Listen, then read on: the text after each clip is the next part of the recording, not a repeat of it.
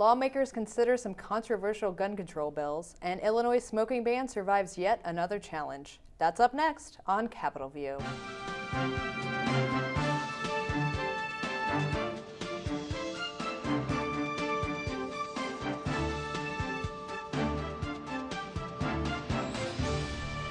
Hello, and thank you for tuning in to this week's edition of Capitol View, the show where we talk about Illinois government and politics. I'm your host, Jamey Dunn, with Illinois Issues Magazine. And with me today is Kevin McDermott, State House Bureau Chief for the St. Louis Post-Dispatch. Kevin, thanks for coming. Thank you.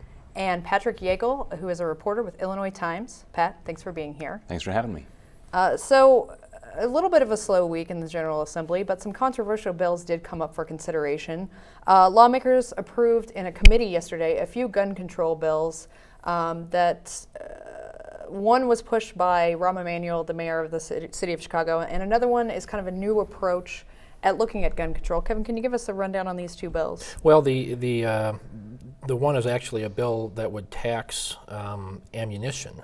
And one of the NRA lobbyists compared this to a poll tax. In other words, trying to use money to prevent people from exercising what some people, to prevent people from buying guns or make it more difficult. And the other measure was a registration measure. So these are both measures that are being pushed by gun control advocates and being opposed by people who promote gun rights. This is something that we see in the legislature every year, this sort of back and forth between the two sides. Illinois right now is the last state in the nation that doesn't have concealed carry. I think most of these little things are kind of skirmishes in the big battle that's going to be coming over that. I don't know if it'll be this year or next year, but eventually we're probably going to revisit the whole concealed carry issue. These strike me as fairly limited debates, but obviously to the people involved, they're a pretty big deal. And the ammunition sales would be like a 2% surcharge on sales, and the money would go to help folks who had been victims of violent crimes. It's interesting that you bring up this money debate, though, because that's what got Chicago in trouble with their ordinance that said you had to have training in a firing range, but then you couldn't have firing ranges in the city. Yeah, whatever the issue is, it's sort of a tried and true strategy of people who are against a thing to say if we can't outlaw the thing, maybe we can make it expensive for people, and that's what gun right advocates would say that they're trying to do here. And that got the city in trouble. That was actually repealed for that reason, because it said it was punitive to people who couldn't afford to drive outside of the city to practice with a gun on a firing range. Therefore, they couldn't get a gun. Mm-hmm. Pat, you mentioned something interesting, just sort of an anecdotal thing that's going on since this bill has been up. Right. I have a friend who works at a prominent sporting goods store here in Springfield, and he mentioned that this bill specifically, that bill and another bill, since they've been discussed in the media and everything, sales of guns and ammunition have gone through the roof at their stores. So this is definitely something that the gun lobby is watching, the people, gun owners are watching, and I think a lot of people are wary of what this could mean for them down the road. I think a lot of people will fight this tooth and nail, especially when they have their lobbying days. I think we're probably going to see more people than ever come to the Capitol and protest that type of things. And then on the flip side of these bills, there are proposals out there to do away with the FOID card, which is the registration card that you have to get to be a gun owner.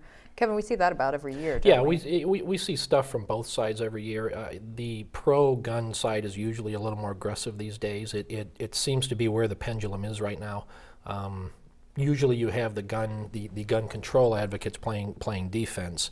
So it's a little interesting to see them coming up with these two bills this week to try and push back. But I think we're going to probably be talking guns one way or another throughout the session. I don't think we're going to have a big epic battle over concealed carry this year, just because it's an election year, and I think some people are going to try and avoid that. But again, I think that's coming eventually, and that's what this all sort of is leading up to.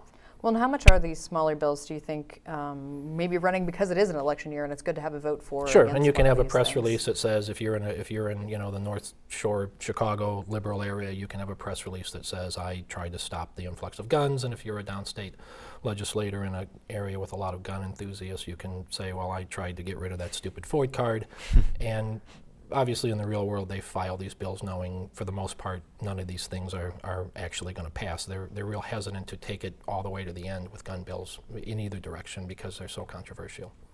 Well, and another battle that we see almost every session is over Illinois' smoking ban. Folks want to see it rolled back, so business owners of restaurants, casinos, will see their business hopefully increase. People speculate that this ban has hurt some businesses. A bill was up in the House and failed that would have given an exemption to some bar owners and to private clubs.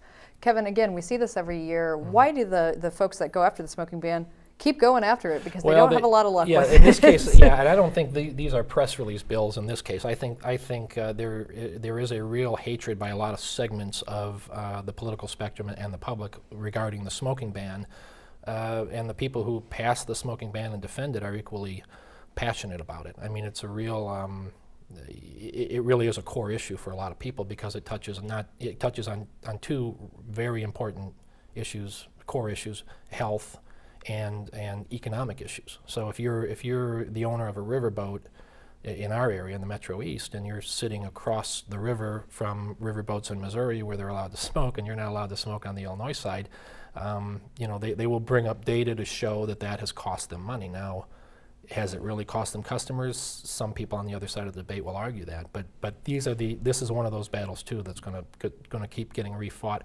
I think you're going to see the anti-smoking lobby, the pro-smoking lobby, trying to chip at this year after year. I think they're ultimately going to fail and probably at some point give up, but it could be years before we see that.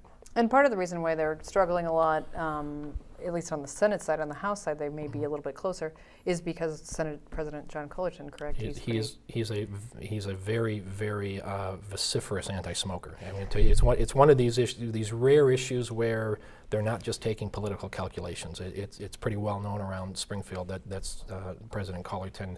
It's a very big thing with him, and so he's not gonna, he's not gonna do anything to help the folks who want to chip away at this. Yeah, he's proposed tax increases on smoking. I remember after one such proposal, someone said, "President Cullerton, why do you hate smoking so much?" so yeah, it seems to be something he really strongly and wholly believes in. So, and moving on, the budget battle continues. We are looking at Governor Quinn wanting to cut $2.7 billion out of the Medicaid budget this year, cutting out growth. Kevin, we talked a little bit about some folks that were upset about particular cuts that came out to rally this week. Yeah, this is the first of what I assume is going to be a long line of people opposing all kinds of stuff that's in this budget. In this particular case, we had about 500 home health care workers from all over the state who basically were coming out and saying, look, you're gonna force the elderly who are currently in their homes and being aided by healthcare workers, you're gonna force them into nursing homes, and it's gonna be bad for them, and it'll ultimately be bad for the state. It's one piece of this, and there's dozens of pieces of this, and I think you're gonna see more activism by hospitals, more activism by advocates for the mentally disabled, obviously the prison guard lobby, if you will, the downstate legislators who don't want these prisons to be closed are already getting pretty noisy about that. The irony here is that Governor Quinn has been criticized for several years now for not cutting deep enough, not being serious enough about pulling back on spending. And this almost has the feel of calling a bluff. I mean, this budget proposal that he's put out, and these cuts are real. And in some cases, it's just numbers, and like the $2.7 billion for Medicaid, they're still talking about how to get to that, but it's a specific number, and there's no way to get to that without it really hurting.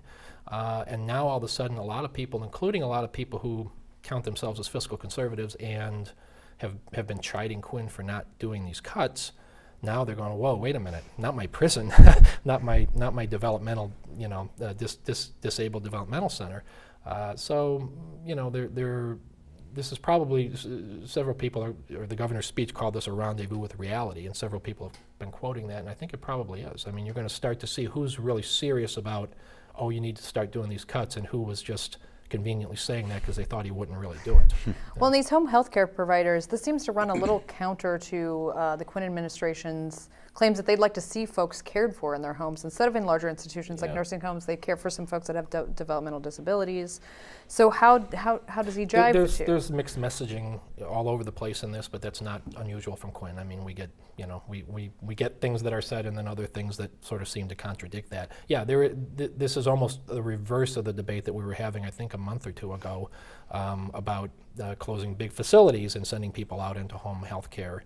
And it was a different population we were talking about there. So, these are all details in a very big debate that is going to probably swallow up all the legislature's time increasingly through the rest of the session. Well, and Pat, you had a story this week looking a little bit more at some of the potential cuts that could be up. Governor Quinn's released what he calls a menu of options. Can you fill us in on some of the details? Sure. Some of the issues are they would like to look at cutting chiropractic care, cutting a lot of options, treatment options for people. Like I can't think of anything off the top of my head now, but they also services like eyeglasses or wheelchairs. A lot of stuff that you kind of probably would take for granted, but when you don't have it, that starts to really add up quickly. It can kind of nickel and dime you, if you know what I mean. And the thing I think, to put it broadly, we're going to be seeing tightened eligibility, meaning people who want to be in Medicaid or who need Medicaid may not qualify after we get done changing the system. We're going to see fewer treatment options. Basically, you're not going to be able to go for as many, you're not going to have as many options for whatever problems you might have. And then we're going to see fewer costs covered that goes along with the eyeglasses and such like that. The thing is, a lot of changes that that the state may want to make are governed by the federal government. A lot of things that they wanted to do, they can't do because it's governed from the top. So we really have to be careful when we make changes that we don't upset Uncle Sam and have to go back and redo it later when there's not a stomach for any more changes. I mean, arguably there may not be a stomach for changes now, but we don't really have a choice. So I guess, and one more thing to note is that we have an overdue balance of bills, $1.9 billion still. Yeah. So even if we cut that $2.7 billion, that doesn't even approach the backlog. So we have a really tough season of change and cuts here, and it's going to be painful for, I think, everybody involved. Well, and the Medicaid cuts have tapped into a real ideological question, and that's when it really gets sticky with economics. When you say we're going to cut $2.7 billion in Medicaid, who we call the conservatives, Republicans, immediately came out and said, well, that's fine if you are limiting eligibility so you have fewer people on the rolls. What we don't want you to do is pay less to the doctors. And then you had progressives and Democrats saying exactly the opposite. It's okay if we cut reimbursement rates to doctors and hospitals. That's where we should try and get these savings, but don't keep anybody off the rolls. This is, if they're serious about this, they're both going to have to compromise on that, and that's where economic issues get emotional, and particularly when you have the political atmosphere that we have these days. One compromise, actually, I'm glad you mentioned that. One compromise that's already been kind of put into the works is what I would call a low-cost drug swap. A lot of pharmacists, the pharmacist lobby, I guess, got together with the state and said, in exchange for we'll accept a lower reimbursement rate for dispensing high-cost brand-name drugs. In return, we will more often dispense low-cost generic drugs. The state will save money because they're not paying for high-cost drugs, and the pharmacists will make money because they are getting a higher reimbursement rate for these low-cost drugs. That means more people will have access to those drugs, and they're basically maintaining access to the drugs for recipients. So in a way, everybody wins except for the big drug companies. So. One of the points, Pat, I think that you made that's interesting is the fact that the federal government technically has to sign off on some of these changes, although the state's moving ahead on some changes that the government has not signed off on. So it'll be interesting to see how the feds come down on these things and what will happen if we move ahead as a state on some of these changes and the feds say no. Right now we're kind of just shirking their opinion, it seems like. So definitely. Moving on to other budget issues, the House put out their revenue projection for how much money there will be to spend in the next fiscal year, and it's a little bit lower than the governor's projection, but not as much difference as there was last year. Kevin, can you tell us a little bit about this? It was a huge battle last year. I don't remember the exact number, but I think there was almost about $1 billion, almost yeah. $1 billion. And this is, and the issue here is that when you do the budget, you're basing it in part on what revenues do you expect, and that's not a scientifically set number. It's based on what kind of tax revenue you bring in and other things. And so it's a debatable number, and anything in this process that's debatable becomes politicized. And so the governor obviously wants to say that there's going to be more revenue because he wants less limitations on what can be spent. And then there's when there's a conservative streak in the legislature, as there is now, you're going to have people wanting to push for a lower number because that will restrain spending. We've seen that with this latest one, but it's not as wide of a gulf as you said. I think the 33, I think it's 33.7 billion is what the House measure that passed today is assuming is going to be our revenue, and if I'm remembering the numbers right, the governor's estimate is something like 200 million above that, which in the scope of things, 200 million sounds like a lot of money, but it's not it's not a lot of money in budgetary terms. Until you're looking at buying people eyeglasses Right, in right. wheelchairs, and it might be. But so the House kind of used this to take the lead on the budgeting process last year.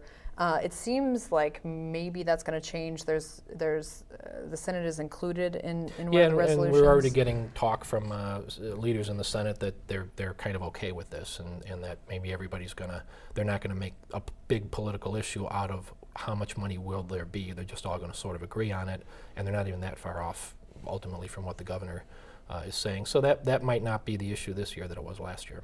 And the resolution requires that the budget does not spend more money than this, although it is just a resolution. Right. Is this something that's been done in the past? I know there's usually a budget projection out there, but there's budget projections, and I wish Charlie Wheeler were here because he could tell you the whole history of it. But I know they did this last year. I don't know historically. I know it hasn't been a big deal in previous years. It might be one of those things that was done quietly and only recently gets all this attention. But last year it got a lot of attention because it was basically a battle cry. It was the House saying, we think you're fundamentally wrong about how much money there's going to be. The ironic part is that the House estimate turned out to be closer to accurate than anybody else's. So for all the politicization that goes on in a body like the House, they seem to have gotten that one right. So it says something about what this one might turn out to be. The other interesting component of this is when to start paying on our overdue bills, because some folks are saying, we will do like we did last year and have a conservative estimate, and then the extra money goes to the bills. But some folks are saying this year maybe we should take some money off the top before we even start looking at other concerns and pay the backlog of bills. I mean, that's going to put a lot of pressure on other costs. And that'll be all wrapped up in the budget debate too. I mean, this isn't just about how do we keep services going. It's about how do we pay for things we haven't been paying for in the past. How do we get rid of this backlog?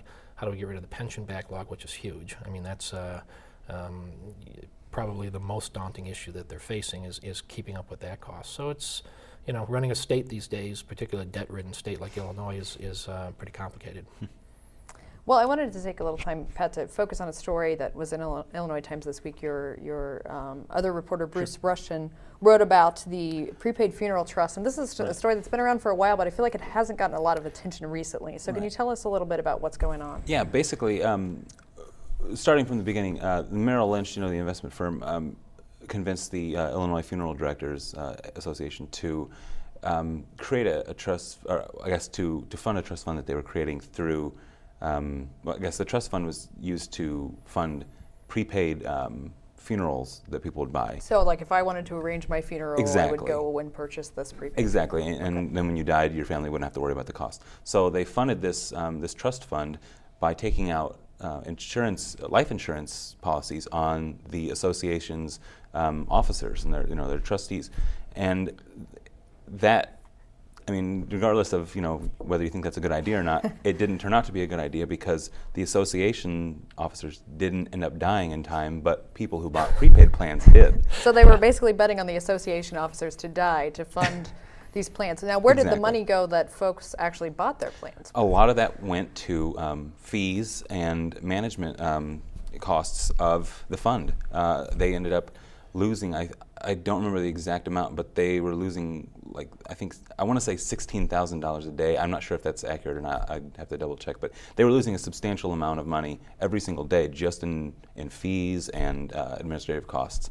So the problem was compounding itself, and as early, I better not say a date because I'm sure I'll butcher it, but they knew that this was a problem several years ago, and they 2001. I think you might be right. I think so. Where started showing there were some problems. And they didn't fix the problem, and the comptroller's office found out about it. They didn't call the police, even though mismanaging that. Actually, I should back up a little bit here.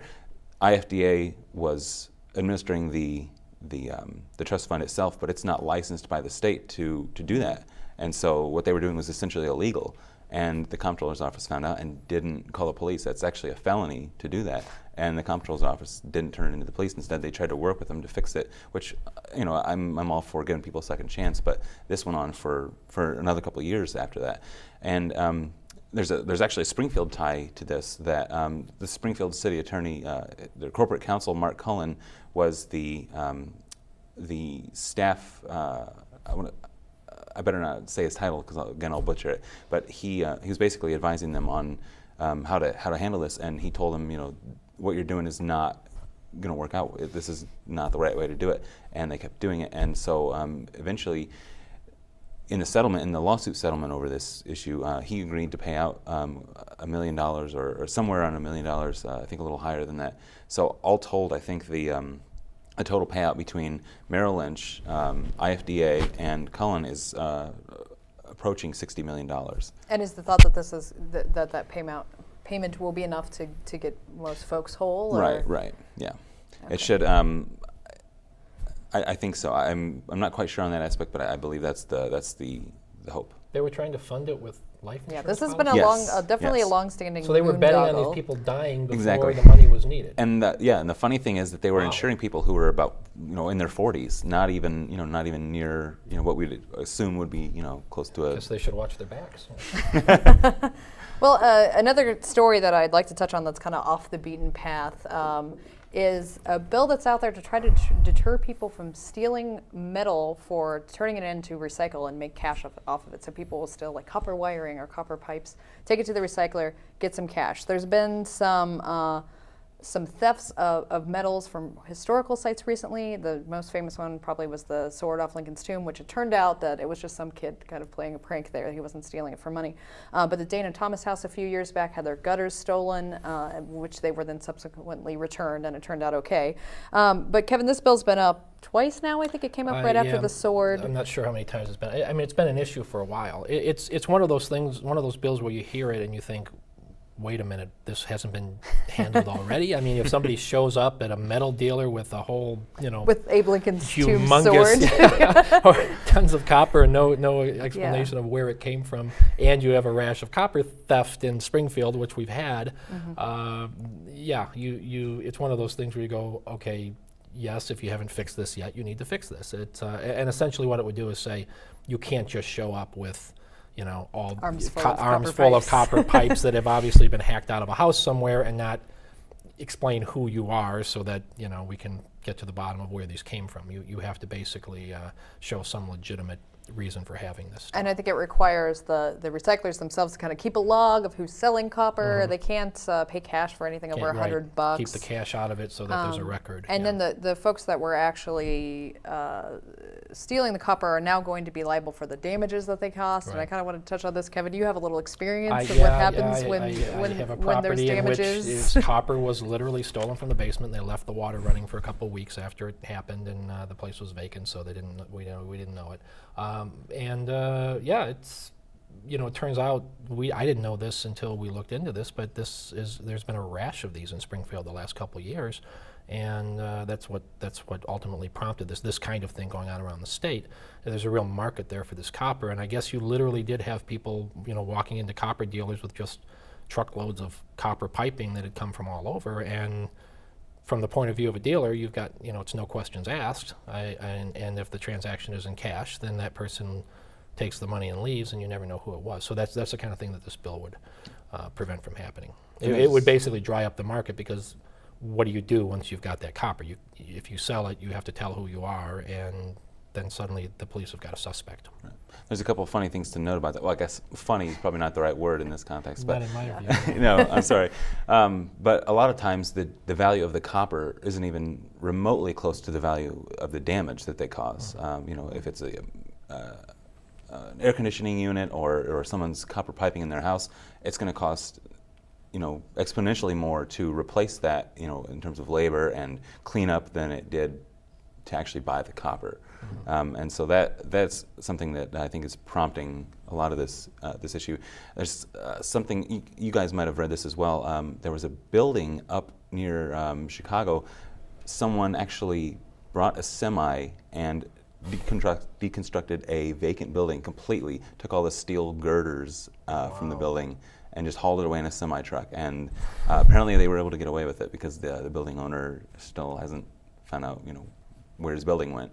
So. Yeah, I think they claim that they had owned the building, and then Right. it turned out that they hadn't. And kind of an interesting side note on what happened with the Dana Thomas House. The historic preservation folks told me today that the only reason why they got it back is because the recycler was a Frank Lloyd Wright fan and recognized that they're kind of Wow. ornate copper downspouts and recognized it. And he said also, they would not have been worth really that much money because they're hollow and it's based on weight. So if you melted them down, they really wouldn't be worth that much for sale. So one thing I'd just like to touch on here, we've got about a minute left. Governor Pat Quinn's budget did not include funding for teachers' retirement, health care. This is something that's going to be a big issue. Folks looking at whether or not we're going to pay for health care for state employees. Kevin, do you think that we're going to hear this quite a bit? The administration, one one thing, it's not just health care, and it's not just this issue. One thing that they're doing again and again is pushing costs that have been state costs, pushing them onto the local units or the other units. They did it with school buses. They're trying to do it with school pensions. They're trying to do it with this. You could make the case that these belong. These expenses are something that the employees should take care of, or that the employer should take care of, and that it shouldn't be the state expense. But under the current system, it is. And so when you do this, this amounts to an increase in costs for the people, at the other end of the system, and that's going to be a debate again and again. It's a recurring theme that we're seeing from the administration. Well, and we're going to have to leave it at that, but I'm sure we'll be talking about that again in the future. I'd like to thank my guests today, Kevin McDermott and Pat Yeagle, and tune in next week. But also, in the meantime, check us out on Facebook at CapitolViewPolitics. I'm your host, Jamey Dunn, and we'll see you next week on Capitol View.